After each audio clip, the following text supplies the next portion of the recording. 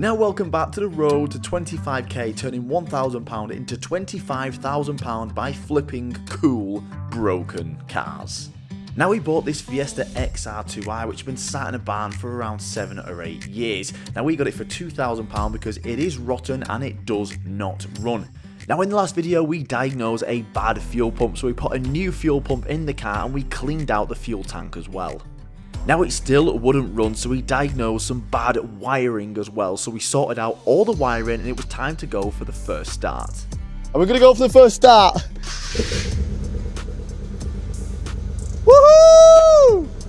Now after a massive misfire we put some new plugs in and it ran like a beauty. Oh! Woohoo! Listen to that! And we ended the video off by filling it up with coolant, but unfortunately it had a massive coolant leak from inside the car from the heater matrix. So in today's video we're going to be finishing off the mechanical problems of the car, including a timing belt, and we're going to be chopping the car apart and seeing how bad the rust is and seeing if it's even fixable, and we're going to start trying to weld it all back together. So wish us luck, get your popcorn out, let's see how bad this thing is. Right people, the little Fiesta is here. Today we're going to be finally chopping this thing up. We're going to get in the grinder out, we're going to be chopping out all the rust and starting to fix the rust and B, see how bad it is. I still have no idea how bad the rust is on this. A little bit scared, but we're not scared. But to fix the rust, I need the car moving around freely. Because I can't do it on the ramp. So we're going to have to be jacking the car, moving it around and stuff. So I want to feel like I can safely turn the car and drive it without something blowing up. And right now it's still got all old oil filters on, it's still got an old cam belt on, still got an old fuel filter on, and all these things are just risking doing damage to things unnecessarily. So firstly we're going to change all those maintenance things so I know it's good to start or to keep turning over. And then we can start getting some the grinder out and start chopping up some rust. So let's fix the rest of the thing that the engine needs. Oh, and the heater matrix, because that pissed coolant all over the floor inside the car. So we're going to do all these little things so we can actually drive it. And we're going to get the grinder out. So I've done a big order on AutoDock. Again, I wasn't in a massive rush for these parts because I've been doing some S14 stuff. So I was happy to wait 2 or 3 days to save a lot of money. I'll show you on screen now how much I actually saved ordering these parts from AutoDock instead of getting them from the auto parts place around the corner. Now this is serious, that's going to blow your mind. I actually didn't realise how much I saved. So this is my order and it came to £145 with my 5% discount code LEAVE5. Now I just added up what it would have been from the shop you drive past every day and where you usually get your car parts. £271 and it came to £145 on AutoDock. I actually am in shock because I didn't know it was going to be that expensive. And what's even worse is that's without the heater matrix because they didn't even stock it.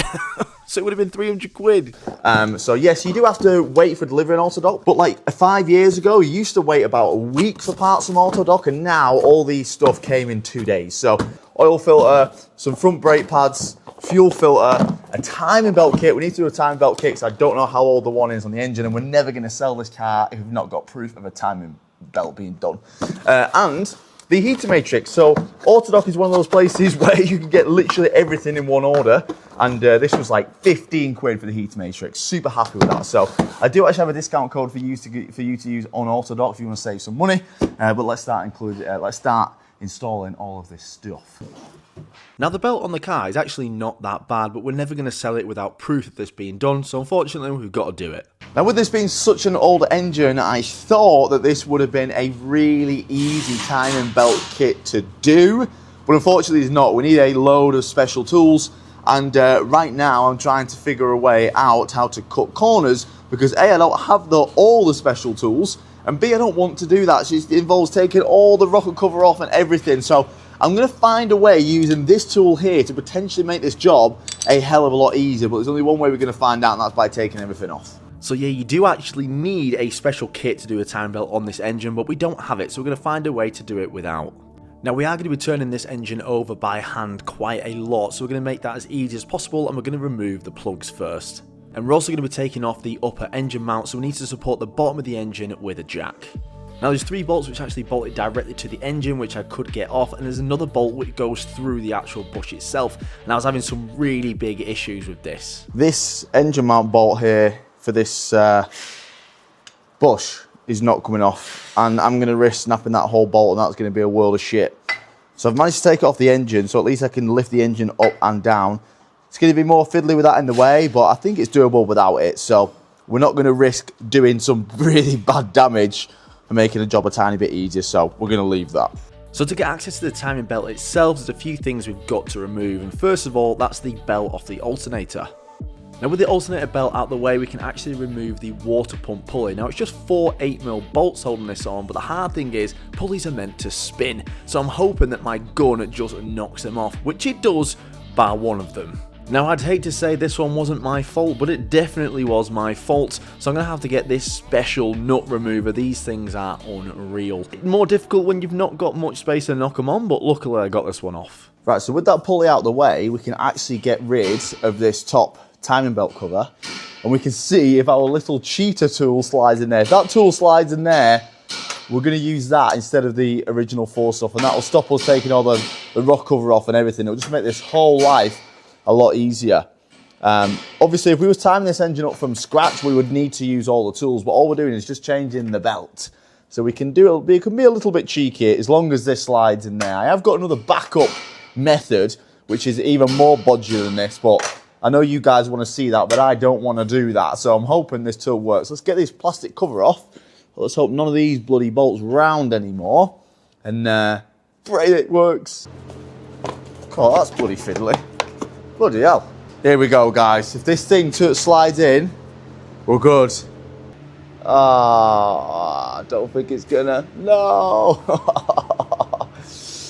Bollocks. They're gonna say, did you hear that? Did you see how the Lockwood welded them cam gears together? Yeah, tack there, tap there. There you go, done. Fucking grind it flat, bosh. You bet I won't do it. I bet you won't do it. Did you hear that, Kieran? He says he bets he won't. Oh, hang on, he's got a little box here. Guys, we might not be doing the bodgiest shit you've ever seen. I'm upset about it too, but let's just see, let's just see. I don't know what the fuck I'm doing with these things. So yes, I was kind of considering welding a piece of metal to the cam gears and then grinding it off and grinding it flat afterwards. I'm joking, I wasn't considering that. I think I was. But let's just put it to top dead center. Let's mark the cams and let's see if this little tool's going to work. Now the problem is when we take this belt off, these cam lobes are going to be, you know, they're going to be tight. So if we just take this belt off now, it's just going to go wong, you know. So we need to hold these cams in place. Now, the best way to do that is the rocker cover and stuff, but I've not got the full timing belt kit properly, so I may as well just do it my way, sort of thing. So we've got this. Don't know if it's going to work, but this is the idea that it's going to sit in this cam. So I'm going to sit that one over there. I'm going to tighten that. And then we're going to push this one over to this side. Make sure it's nice and tight. And hopefully that'll stop the cams from jumping around. So we've got it at top dead center. This little thinking how well it's going to work, I'm not sure. We're going to find out. So we've got all the top marked up. So we can take this crank pulley off and I'll show you the key.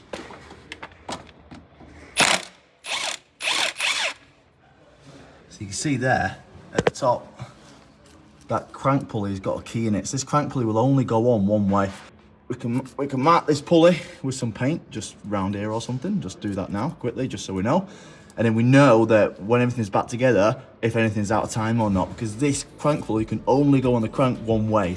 Now with everything marked and at top dead center, we can actually remove this crank pulley. Now this was an absolute nightmare. It took me a good 30 minutes to get this crank pulley off. It was well and truly seized onto that crank. It was an absolute pain in the arse, but nonetheless, not sure how, but I managed to get it off.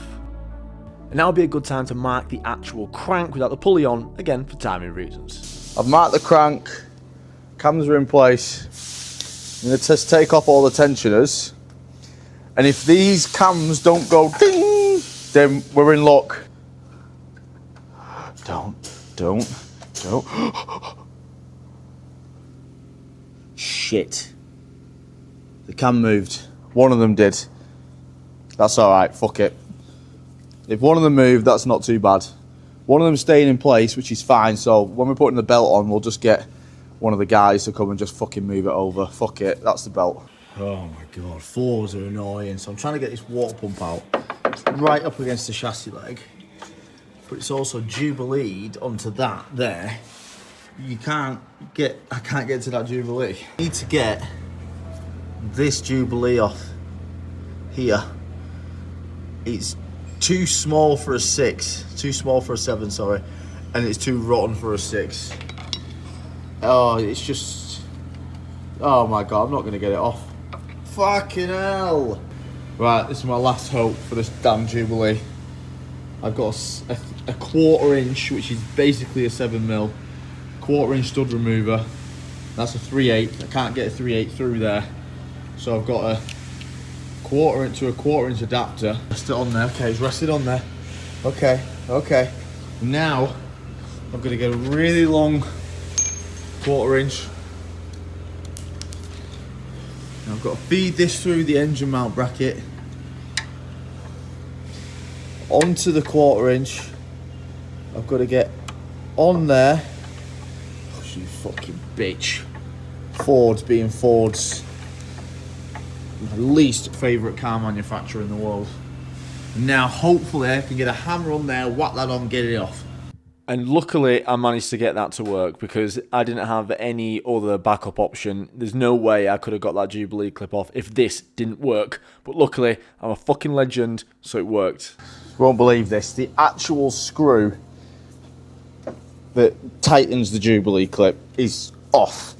But this Jubilee clip is still tight. Tell me how that fucking works. This Ford, even when the Fords have no hope, you know, it's got no hope right now. It's still holding on and being a fucker. The Fords just want to fuck your day up, no matter what. They'll hold on. They'll hold on to any dignity they have left, and they will throw it out the window just to fuck your day up. Fuck you, Fords. Right, I've got it off. Let's see if this comes out. Oh my God. You fucking bitch. You bitch. Look at the fucking state of that shit. Ugh. Now, I personally don't think that water pump had ever been changed. I cleaned up that surface so much and the gasket was completely stuck to the engine block, so I had to get a razor blade to get it off. Honestly, there was no other way. And because I used a razor blade to get all the old stuff off, I've probably made some like deep scratches in the engine block. So I'm just adding another bit of insurance here. I'm just putting some sealant around the water pump gasket because I definitely don't want to do this job again. So just a bit of sealant on each side of that water pump gasket, and it's just going to fill any of them deep scratches that that razor blade may have made, and it's going to stop it leaking. And then we can reinstall the water pump, reinstall all of our new tensioners and new idler pulleys on the timing belt kit, and we can actually loosely put on the timing belt as well. Now, because that cam moved before, I had to get Steve. It was a two-man job. I got Steve from AD Tuning to come over. He's an absolute legend when it comes to timing belts. I was struggling here. We had to hold the cam by hand and then put the belt on. It was a bit faffy, but again, we didn't have the timing belt kit, so what are you going to do about it? What are you going to do, mate? So before I just started up, before I just started up, and you know, if something's wrong and I blow the engine up, I always just crank it over by hand. Just a few revolutions, just to make sure that nothing's hitting. So if you didn't have it out of time and something was going to blow the engine up, you'd hear it now go clink, and that would be the piston hitting a fucking valve or whatever. But if it cranks over like this, we're sweet. I'm even in gear now, so it's even turning the wheel, as you can see. Right, we're good. Let's put a batch to this bitch. Let's fire her up.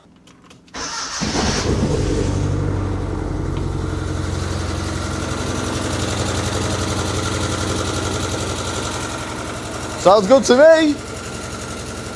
Oh, I'm in gear. Oh. Well, at least the clutch works. Does it work?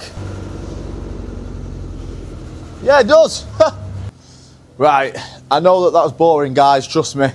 It's boring for me as well, but the thing is, I keep buying cars with no bloody service history. I suppose that's part of the game, innit? So, and it will never sell without a cam belt being done, so we've got to get that shit out of the way. Let's I want to get the grinder out too. I said I'd get the grinder out today. We are going to get the grinder out. But let's just do this heater matrix. We can get it running then, you know, and we don't have to worry about it overheating or anything. So let's just put this heater matrix in. It isn't too bad. And then let's get the grinder out and start chopping some shit. So let's just do this fast bit. The fuel filter and oil filter and the brake pads can wait. They can wait. They can wait, Autodoc, all right? They can wait. But I want to get the grinder out, and I'm getting bored of doing boring shit. So let's get this in. Let's get this in. Right, the heater matrix sits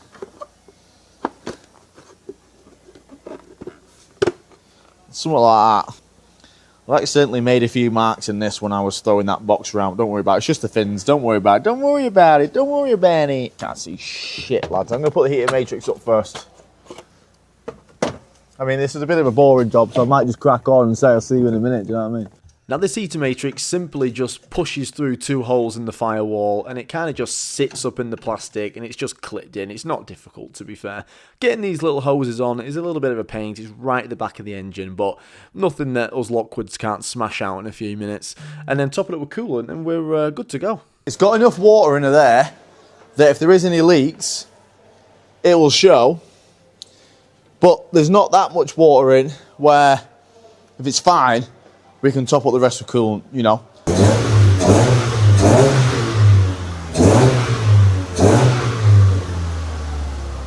So it runs, the heater matrix isn't working, isn't leaking, and we can move the car around. We're happy. So let's forget about the servicing bits. Let's do what we all want to see. How rotten is this car? How long is this going to take? I've got my S14 sat there, and that was probably one of the worst cars I've ever seen in my entire life. And that should have been scrapped. We fixed it, but I don't want to do another repeat of that. That was horrendous, absolutely horrendous. So let's get it off the ramp. Let's take all these side skirt covers off and all this side skirts, all these off. Let's see how bad it is.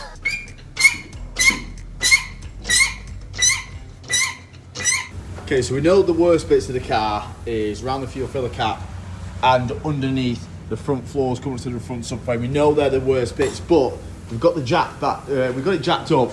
Let's have a look underneath at the back and see how bad it actually is. Okay, this is okay. Inside there's all right. There's a little bit starting to go on the floor, but it's not rolling through. The chassis legs are absolutely fine, which is good. That's good. A little bit bad on that bit up there, but I don't think that's actually gone through, so we'll be able to clean that. This chassis leg's good. The boot floor's going a little bit, but it's fine. Chassis leg's good. And the seal is actually not that bad. It's a little bit bad around there up there, but it's not gone through. We've got a little hole. We've got a little hole there on the sill cap, but that's not a big problem. And underneath the inner arch is actually not that bad as well. On the back, this is okay. This can all be cleaned up, maybe with a few patches here and there. Now the worst bit of the back of the car is this driver's side sill, especially this middle section here. Now if it's gone on the outer sill, it's most likely gone on the inner sill as well. So I reckon there's going to be a decent amount of welding that needs to be done on this side sill. But let's keep looking anyway. We need to take this, let's get all these side skirt covers off, because we've got a little bit coming through here as well. So we want to get rid of that. But it's actually not that bad at the back, which is pretty good. So the first thing we want to do is get the rear bumper off, and then we can actually see how bad the rear of the car is underneath the rear bumper, and it's going to help when we're going to be welding these rear arches in as well. What car do you know that does that, lads? Not many, I bet. Oh, big fat hole here, boys. Nice hole there. This is one of the bad bits, so we're going to pull away this trim. This is where the fun begins, isn't it, lads? This is where the bloody fun begins, and by fun I mean not fun.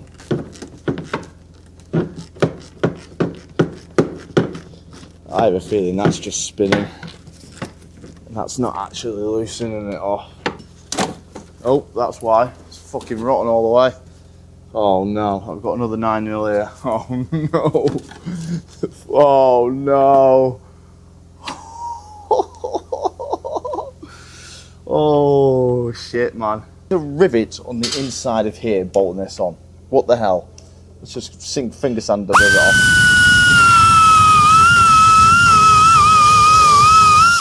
Right. Is that rivets all the way down? Don't tell me that's a fucking rivet. Who's riveted this on? Now this looks like Ford decided to rivet the side skirts and the plastic arches, rivet them onto the car, which makes zero sense, and it's just another reason why, in my eyes, Ford is one of the worst manufacturers ever to live. Fucking rivet there, and there's a fucking rivet under here. Nah. Fucking hell, Ford, you fucking wankers. Fucking hell. No, that's not too bad. This is bad. This is much worse. That is much worse than I thought. Much worse than I thought. Let's get a grinder out and see actually how far it goes back. There you go, lads. You're going to love this. This thing's a beast. Now this is called a needle scaler. It's an awesome tool and it's bloody powerful. This will put holes in fresh metal. So if anything is rotten, this will find it. Now this is a good indication of just, you know, cleaning all the rust to see how deep it goes. But ultimately, you are going to have to cut anything off that's like pretty rusty. Right, we've just got to start cutting. So anywhere that's rotten, get it off. Now this is the most daunting part of doing any rust repair on a car, cutting the car up. But I promise you, the more you cut, the more simpler it looks like how to fix it. It doesn't make much sense, but you've got to just not be scared about cutting off a load of material. If it's rotten like that, just get it off. It's not doing any favours.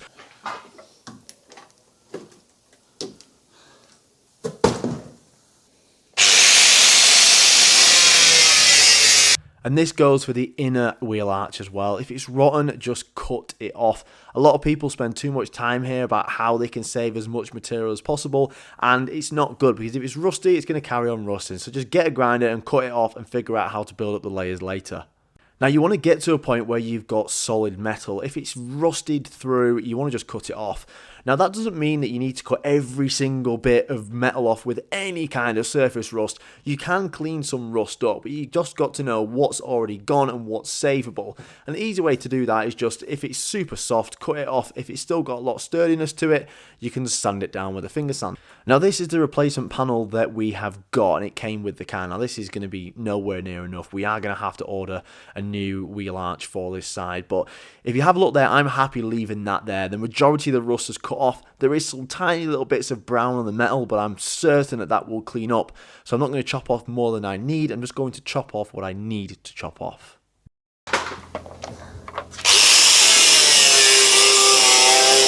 Now you'll only know how bad something is when you actually start chopping it. So this looks like a 3-inch little scar, but realistically, the more I start chopping, the more I see how deep it's gone, and this ends up turning into a big 8-inch box section, like a massive rectangle. So just chop it off and you can figure it out later.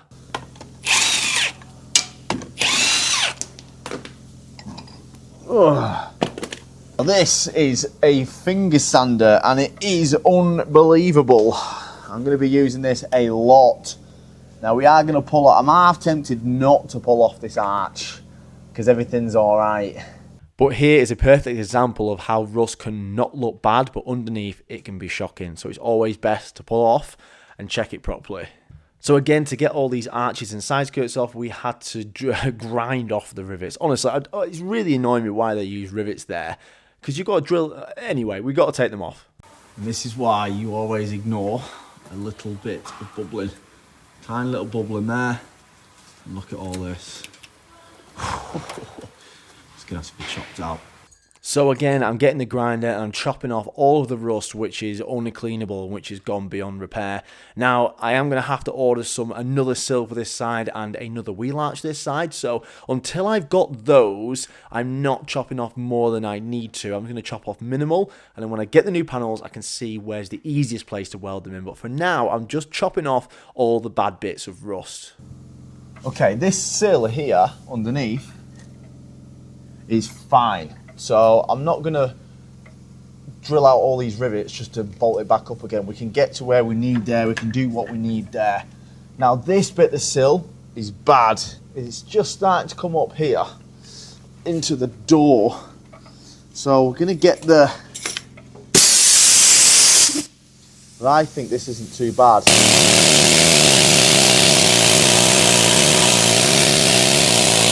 Now this bit going into the door would be a difficult bit to cut and weld, so I'm going to try to get away with not doing that. So I'm going to try my hardest to clean this up, but if it's gone through, it's gone through. You've got to cut it, so I'm hoping it hasn't. Right, that is solid, so saves us cutting off all that. We're going to leave that. Leave that here. We are going to have to chop out this bit of sill because this bit of sill has gone through. Now interestingly, I'm going to show you something. I'm going to go and get the tool that they use for the MOT to test if your car passes or not with rust. Let me go and get it. You're going to laugh at this. Now this is the tool to see if your car is going to fail on an MOT on rust. Yes, that is a rubber, I wouldn't even call it a hammer. That is shocking. I can hit that with full pelt with my hand, it doesn't even hurt. That. And this is a piece of alley. So all they'll do is they'll hit this, and if it don't go through, it's a pass. But obviously that is going through. Well, actually, it's not even that bad, but what I get is a screwdriver. Now, something that's actually steel is a good test. So we're going to whack this sill here, and you'll see.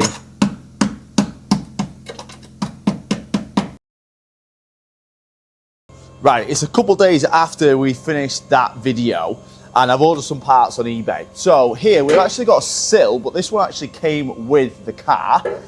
And we've got two rear arches here, one for each side. I'm waiting on another sill, which is this side. I wish I had this side sill, because I kind of want to do this side first, because it's easier to film on camera. So I think what we'll do is, for now, we'll start welding in this rear panel. We're just going to chop. We do have to do some inner sill work as well, so we're going to have to chop a lot of this sill off. Hopefully that other sill turns up soon. So this is a replacement rear panel. Now on the other side of the car, we're going to have to use most of this. But on this side of the car, the only bad bit is here. Now I want to stress, I had someone message me on Instagram, I had someone comment on my TikTok and said, oh, I hope you're going to take the engine out and put it on a spit. We are definitely not doing that. We're not restoring this car, because we're not going to make any money. We're making it roadworthy, right? So that means making everything structural, getting rid of all the holes, and making sure it's going to pass an MOT. That's our gig, right? We're not putting it on a fucking spit, all right? If it's rotten, we're cutting it out and making it strong. Simple as that. That's what I did with my S14. So this replacement panel would sit there like that. Now, yes, we could chop this whole thing and weld it all in. It's going to take more time, and it's not necessary because this bit of the arch is absolutely fine. The only rotten bit is down here. So we're going to cut out probably along this line here, and we're going to weld that in. And then we're not going to just weld it down here, because we're going to have to be chopping the sill off anyway. But I'd rather get this bit done, because this bit of the sill hasn't turned up yet. So let's chop this and weld this bit in. So the best thing to do is, instead of making your replacement piece of metal fit inside the gap on the car, just make the gap fit the piece of metal that you have. So I'm going to chop it on a nice straight line, so it's easier to put that metal in. Now we're not going to start welding this piece in here yet, because as you can see, where the sill is, the inner sill is starting to go a little bit. I'm not sure how bad it is, but you can see why it's starting to go. There's some kind of drain pipe, and it's just sat in the sill here. So this is why this bit's all gone rotten. So we're going to be replacing this sill. So it's easier, instead of just putting little patches in, to just do the whole bit of the sill. So since we're going to be welding it from here, we may as well chop it to where it's rotten, which is here. And that means we can fully get access into that inner layer of sill and do whatever repairs we need to do. So I'm going to chop this along here, all the way past this bit. This bit is a little bit rusty, but it's just surface rusty. We can clean that up. So we're going to chop it to here. So we're cutting it for this far for two reasons. One, it's easier to weld in one single piece of metal instead of doing a lot of patches. And two, we want to get access to that middle skin, because we might have to do some repairs in there. And we're never going to do it unless we chop it all open. So you have 3 layers of sill basically. You'll have the outer sill, which is this bit here. You'll have the middle sill, which is this bit here, and then the inner sill. Now, the inner sill is the worst bit to do because the access is really bad. I had to do all of it on my S14, which was really shit. But this inner sill here isn't that bad. It's just a little bit rusty. There's no hole, so we can clean that up. But this middle bit, it's got to go. It's really bad, so that's got to go as well. Now annoyingly, as you can see, bits of the inner sill has gone as well. Now I don't want to chop as much as this away if I don't need to, so I'm wire wheeling it all to see exactly how far the holes and the rust goes up, and that way we know where to cut. Unfortunately, we are going to have to cut some of it off, but it is what it is. Now, unfortunately, when I got this deep, I realised that the rust to the middle layer of sill actually went a lot further down the car. So I had to chop off a lot more of the outer sill, even though it was absolutely fine. But I had to cut this off just to get access to that rotten piece of middle section so we could cut it out. And I actually ended up taking a hell of a lot more of all of the layers of sill off. But when you're there, you may as well just do it once.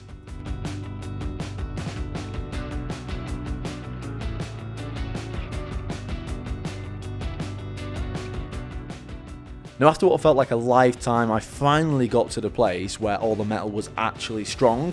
So it was just a case of cleaning it all up. So that was like using different wire wheels, my needle scaler, and then I actually used some really strong rust converter as well. And then I covered the whole thing in anti-rust zinc primer, which is an awesome little thing. It's full of zinc, so basically the rust attacks the primer before it actually attacks the steel, and it lasts a hell of a long time.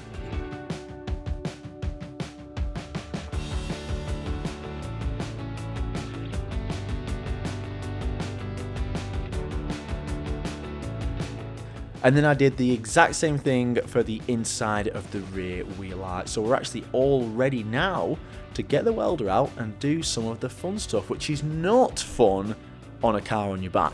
Right, so what we've got to do now is we've got to start building up this again. So you've got 3 layers and we've cut all 3. Well, mostly we've got the inner sill, which you've cut a little bit off, the middle sill and the outer sill. Join this bit of sill here and make it down here, and then weld it to that inner structure, and then we can weld the outer structure to that. So use our rear arch as a good reference point to where that needs to go to. Right, so this is where I'm at. I found here a bit of inner sill left over from my S14.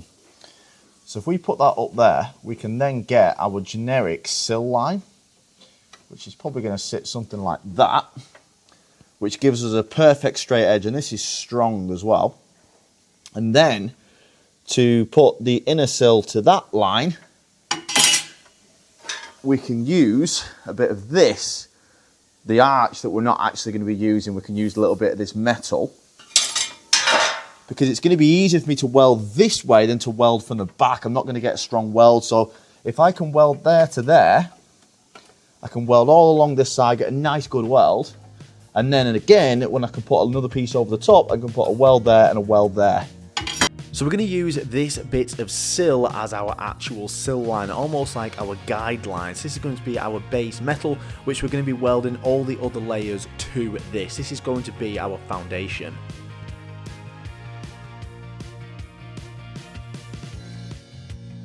Now, since the next bit of material that we're welding over is going to cover this bit completely, we're going to clean the welds, seam sealer it, and paint it in anti-rust primer, and it's going to look something like this, and you can start to see how we're building up them layers now.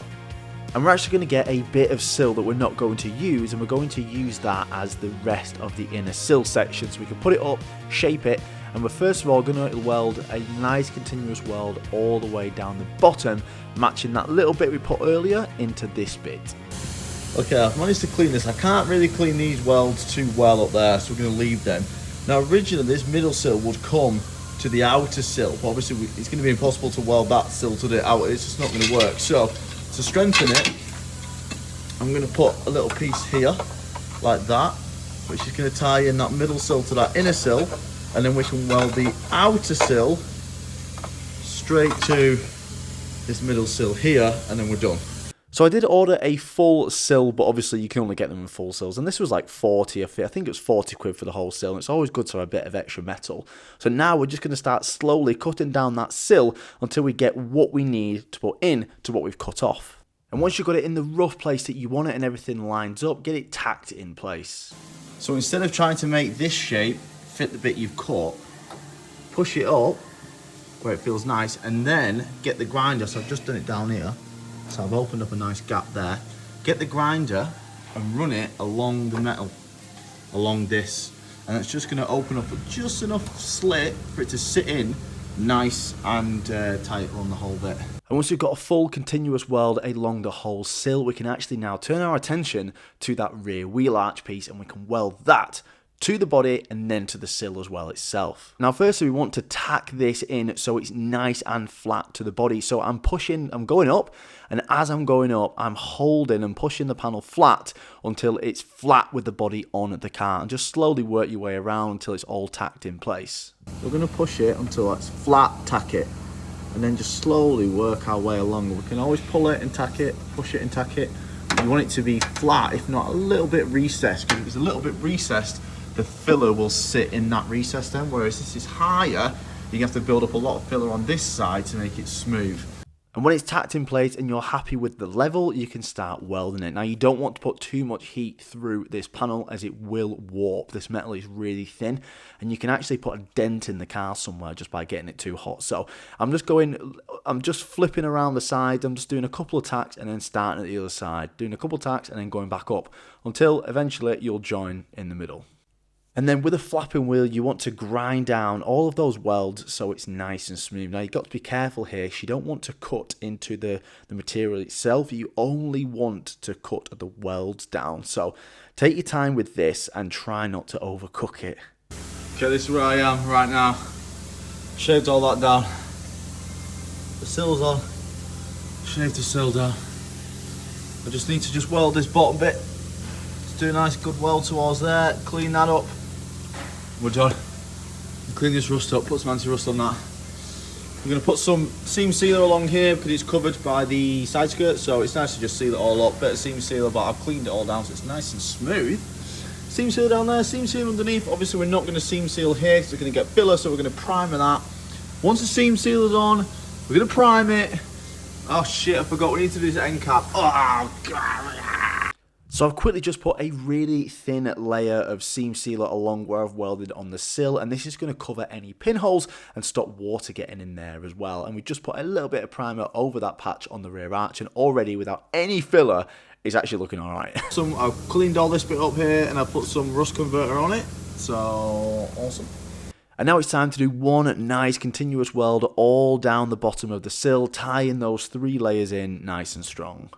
Right, so I've quickly just done a end cap on this side as well, so that's all primered, seam sealed and under sealed. This patch is in ready for filler. Got the sill on, seam sealed, primered and under sealed and good to go. So I'm going to quickly tackle this bit here because I've got a little bit of sill left over. That's going to go boop, bang, we'll do that. So let's just do this bit quick. God, this is shit. This is boring, it's dirty, it's tiring, it's achy, it's shit. Now this bit is sat under the rear bumper and absolutely nobody is going to see it, so we're not going to spend too much time doing this. If somebody really wanted to put filler on and make it smooth, they can do, but we're not going to do that. We're making it strong, we're making it safe. Let's just weld this bit in. So using the same technique as before, we're going to go around and just push it till it's flat and just keep working all the way around, and we're going to grind those tacks off so we can get a nice good weld. Now metal like this is really thin and it is quite tedious because you've got to go in a really low setting and it does take a long time. Okay, we've got a patch like that. Now does it replicate the lines of the car? No, it does not. Can it if you really wanted it to? Yeah, you could put some filler on that and you could fill it around. But this is, you can't even see this bit. The bumper's always going to be covering this, so I'm happy with that. I'm going to put a bit of seam sealer on it, put a bit of under seal, bosh, done. And that's what it looks like with a bit of seam sealer and primer. So once we actually get some mercury grey spray paint, you would never even notice that. Like, you would never even notice it. So I'm happy with that. We're gonna get some mercury grey. I've ordered some mercury grey spray paint. So everywhere like that, obviously, like, we're not gonna take our time respraying. Obviously, we're gonna have to get most of the car resprayed. But like stuff under the bumpers and like the sills and stuff, we could just do it in a mercury grey rattle can. It's not gonna, you know, we're not gonna take off all the sills and all the bumpers to respray the whole car. It just doesn't make sense. So, yeah, woo. Think I might call it a day there, because I definitely am not in the mood to be tackling this bit, which we're gonna have to do next. Not looking forward to it, but we've got to do it. So we've got this rear panel welded in. It actually looks quite good, to be fair. We need to put some filler over it, but considering that is just metal on metal, I think that looks all right. There's no filler on that, which is not that bad. We've done the sill cap down here, cut a piece out, welded it in, Bosch, whatever, and we've done the sills as well. Oh, that was long, guys. That was long. The worst bit is the front floors, which we've still not even looked at yet, and I'm scared. But we've committed. We've committed. So, fuck it, we've committed. Love you all, guys. See you in the next one.